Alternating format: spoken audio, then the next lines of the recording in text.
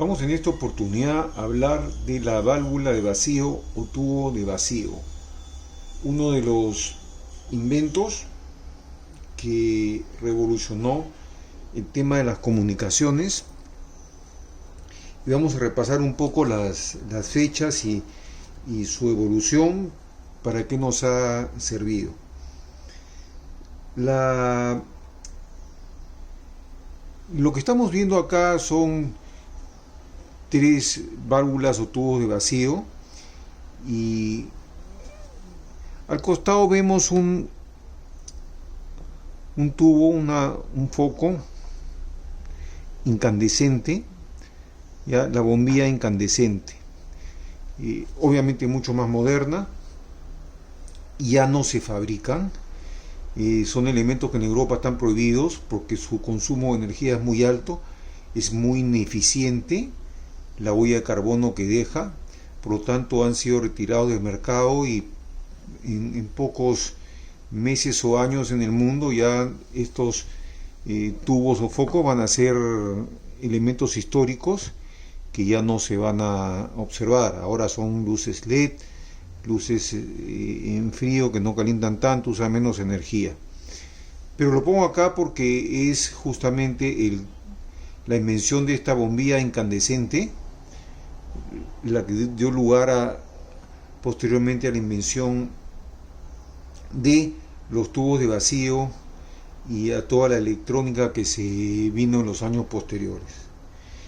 Y esto comienza en el año, vamos a verlo acá, he hecho un esquema antes de explicarlo, ¿no? Esto funciona más o menos con un esquema así. El tubo incandescente, que es el que está en la mano izquierda, un señor Swan en el año 1879, experimentando, lo prueba y ve que calentando un alambre, un filamento de un material, se ponía bajo una carga eléctrica, ¿no? Positivo o negativo, se calentaba y se ponía rojo o naranja o amarillo, dependiendo del metal que sea.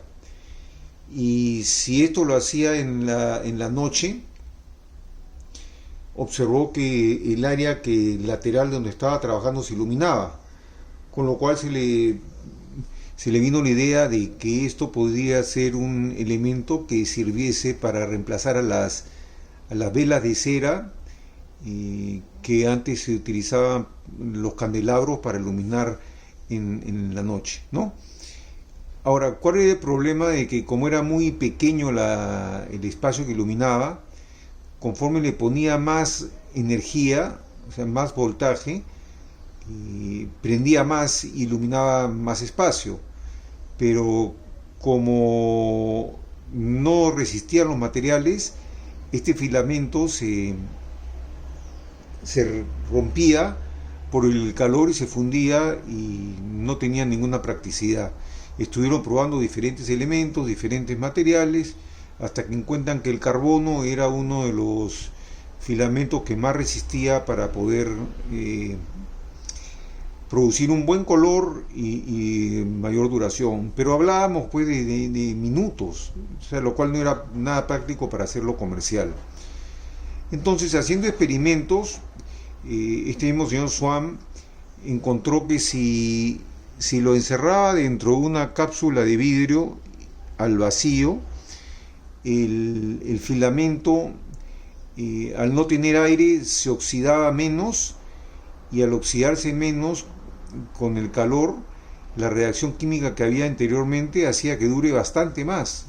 Por lo tanto, decidió encerrar los filamentos en vacío, y crea la primera bombilla incandescente, que posteriormente comenzaron a probar con diferentes gases. Le metían diferentes gases que experimentaban para ver si con tal gas o tal otro gas duraba menos o duraba más. Esa fue la primera, el inicio de lo que sería la bombilla incandescente en el año 1879. Pero el señor Edison, que tenía su su empresa de inventores, escuchaban todos de lo que se venía trabajando y se robaban las ideas, se copiaban las ideas. Entonces decide practicar en paralelo lo mismo, y cuando ve que el camino era más o menos correcto, y mientras que el señor Swan lo hacía a nivel de laboratorio, el señor Edison decide adelantarse y colocar la patente para hacerlo en forma comercial. Entonces, un año después, en el año 1880, Edison patenta la bombilla incandescente, le saca una patente comercial, con lo cual se apropia de la idea y la registra, dando paso a un negocio que sería inmenso posteriormente. Este es el inicio de lo que es la válvula de vacío. Hasta el momento solamente servía como bombilla incandescente para iluminación muy limitada, y siguieron los experimentos hasta que descubren que esta bombilla se ponía negra, se oscurecía conforme pasaban los minutos de uso, porque algo dentro del tubo de vacío hacía que este vaya tornándose un color marrón y un color más oscuro, y quitándole luminosidad. Entonces prueban y deciden, entre varias personas que estaban investigando esto, de que esto se debía a que había un flujo de electrones, que si ustedes se ven los estamos representando con puntitos medio rosados, que flotaban alrededor del filamento caliente o incandescente, y que estos electrones que rebotaban contra la pared del vidrio eran los que después se convertían en suciedad y cambiaban el color al tubo. Entonces, en el año 83, 3 años después, imagínense el tiempo que han estado haciendo pruebas, el señor Edison descubre de que si en el tubo vacío interiormente le pone una placa, ¿no?, para captar estas partículas que están saltando, placa que posteriormente le llamarían ánodo y al filamento le llamarían cátodo. Si le pone una placa, lo que encuentra es que el flujo de electrones ya no sale disperso, sino va dirigido directamente desde el cátodo hacia el ánodo. Entonces hay una corriente direccionada, un flujo direccionado de los electrones, con lo cual evita que el tubo se ensucie y se ponga marrón, ¿no? Esa fue la intención del señor Edison. No hubo otra cosa más allá de esto, y hasta ese momento Edison tenía el avance, la patente, incluso esta rosca que había en los tubos incandescentes iniciales, le llamaron la rosca de Edison, ¿no? Ahí vemos el filamento, ¿no? Este filamento ya es moderno, es un filamento de tungsteno. Entonces dejémoslo esto aparte y sentémonos en la válvula. El siguiente paso fue en el año 1904, cuando un señor, Lee de Forest, le ve otro uso. Primero habían descubierto entre 1883 y 1904 que si uno carga el ánodo con carga positiva, hay este flujo de electrones, ¿correcto? O sea, acá hay una carga caliente, que hay electrones. Si uno le mete carga positiva, una carga positiva alta, el flujo de electrones se iba en esta dirección. Pero si uno le ponía carga negativa al ánodo, ya no había flujo de electrones, porque no pasaban desde el filamento hacia la placa. Es decir, cuando esto era positivo, había flujo de electrones. Cuando esto era negativo, no había flujo de electrones. Con lo cual, en este lapso entre el 83 y el 94 inventan lo que sería el diodo. ¿Qué cosa es el diodo? El diodo es un dispositivo que solamente deja pasar corriente en una sola dirección. ¿Y en qué dirección pasaba? Pasaba en esta dirección cuando el ánodo era positivo, ¿no? Entonces si uno le ponía corriente alterna aquí al ánodo, cuando era positivo pasaban electrones, entonces había un flujo. Cuando era negativo paraba el flujo. Entonces lo que se consiguió fue una rectificación de corriente, porque solamente teníamos la onda, digamos, la onda positiva, porque la parte negativa paraba a cero, avanzaba sin corriente, y después otra vez la onda positiva. Entonces teníamos un rectificador de media onda con el diodo de esta válvula de vacío. Entre el año 83 y el 1883 y 1904 hubieron una serie de experimentos y pruebas, y un señor, como dije, un señor Lee de Forest, descubre que si entre los dos elementos, el cátodo y el ánodo, pone una rejilla metálica, y a través de una carga de un voltaje alterno muy pequeño, o sea, milivoltios, ¿no? Por ejemplo, acá he puesto 0.1 voltios. Si esto lo cargamos positivo y negativo porque es alterno, cuando esto es negativo, cuando esta rejilla es negativa, no deja pasar entre el cátodo y la rejilla, o lo que llamaron después que sería reje de control, no deja pasar electrones. Y solamente cuando es positivo es que lo acelera y lo permite que circule. Entonces, si ustedes ven acá en los puntos, se ven por grupos, ¿no? Que van comenzando hasta que llegan al máximo y después van disminuyendo. Entonces, este flujo de corriente estaba gobernado por un muy bajo voltaje. Y en el ánodo obviamente le poníamos un voltaje mucho más alto, que acá le he puesto como 30 voltios, pero puede ser 150, 180, 200 voltios.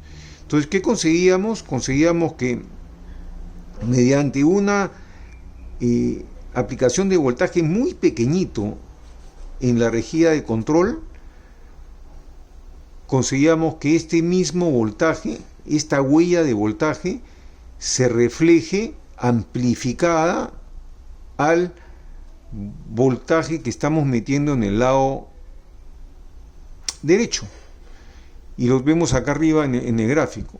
Es decir, si metemos corriente continua, como está acá, los 30 voltios que están en el lado con unas pilas, ¿no? Una batería, 30 voltios, pero lo alimentamos con un voltaje muy pequeño, pequeñísimo, ¿ya? De 0.1 voltios, incluso es 0.05 voltios, esta huella se reflejaría, pero con este valor, ya con el valor alto.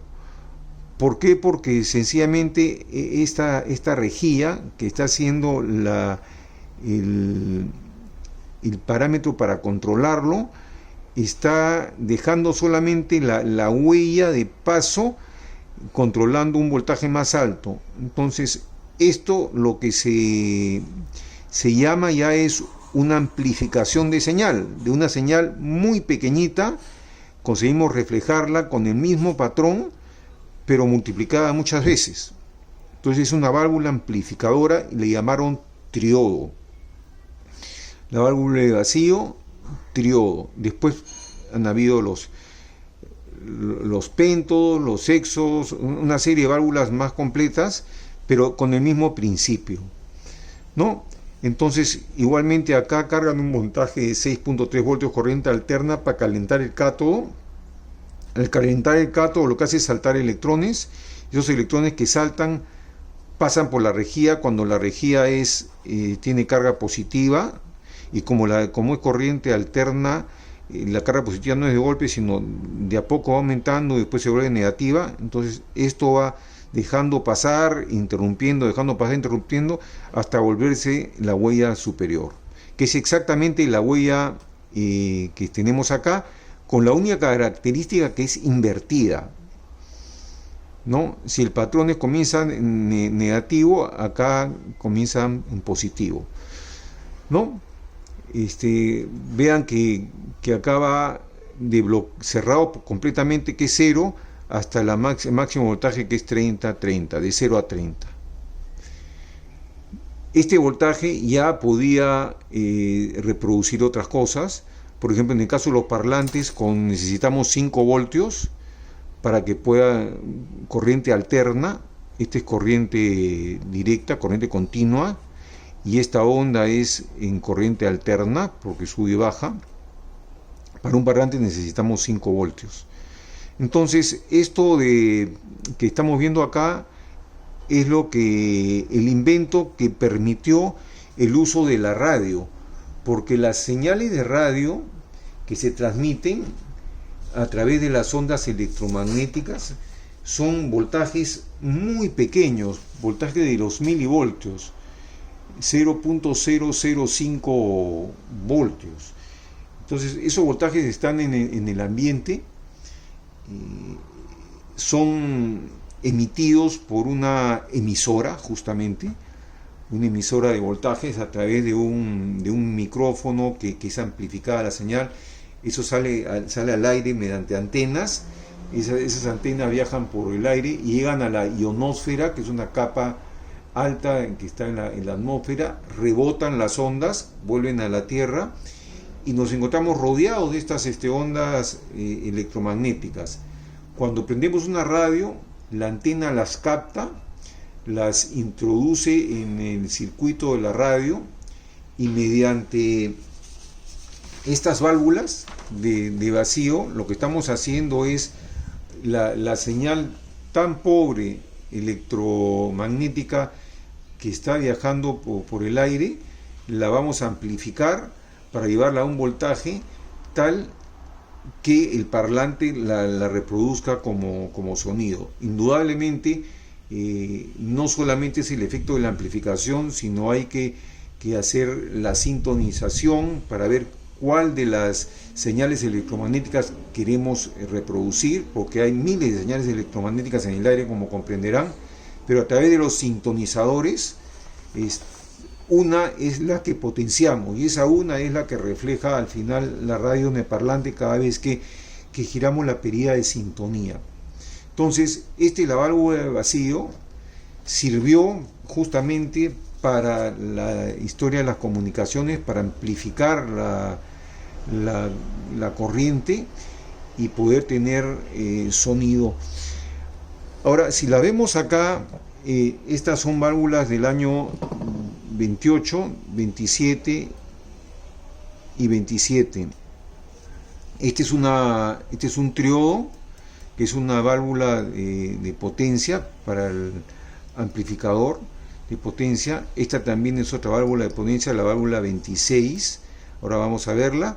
Y esta es una válvula UX281, que es una válvula rectificadora, como les hablé al principio, que era una especie de diodo, la amplificadora, ¿no?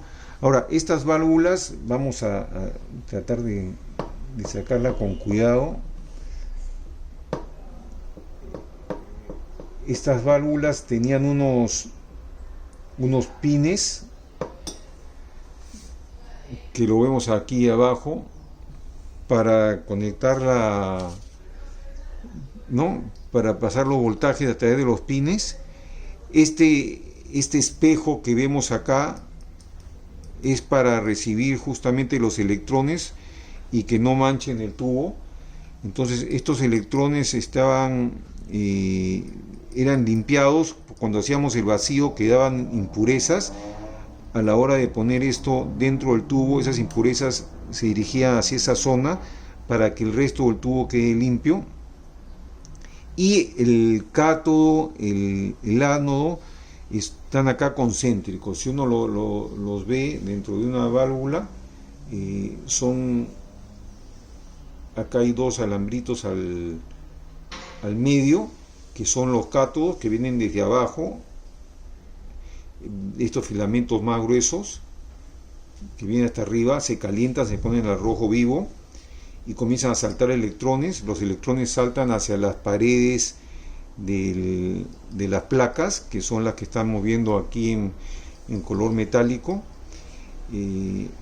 Esas placas están conectadas para sacar la corriente por los otros puntos de abajo, y internamente, si se ve, hay unas rejillas que son una reja de control, que es lo que hace que fluya para los perímetros más o menos electrones. Eso es lo que he escrito en la figura en una válvula, ¿no? Estas son exactamente iguales. Si ustedes la giran, van a ver aquí la placa metálica, ¿no? Y los alambres que van a los dos electrodos que hacen si ven al medio, las que se prenden en rojo, las que se van a prender en rojo, estas válvulas son RCA. Y acá tenemos la rejilla de control. Ven acá estos alambres que están enrollados así. Esa es la rejilla de control que hace que fluyan más o menos electrones hacia las paredes de la placa, ¿no? Entonces, visto esto, espero que hayan entendido lo que es una válvula de vacío, cómo funciona, y la gran utilidad que nos permitió poder tener la radio, que fue un elemento que justamente con la fabricación masiva de estas válvulas de vacío en los años 20 permitió que la radio también se vuelva un instrumento más económico. Y recién a fines de la década de 1920 y los 1930, las radios comienzan a hacerse populares en las casas, en los hogares, y dejaron de ser de laboratorio, dejaron de ser de institutos, para ser más familiares, porque se abarataron los costos de las válvulas al fabricarse en gran escala, y se abarataron una serie de componentes que permitieron que las radios se popularicen por su relativamente valor módico, y que las familias pudiesen adquirir una por casa y la tenían en el centro de la sala para escucharlo, ¿no? Entonces, esto es la válvula de vacío, y para qué sirve y cómo se utilizaba lo hemos visto, y ojalá les haya quedado claro, y nos vemos en la próxima.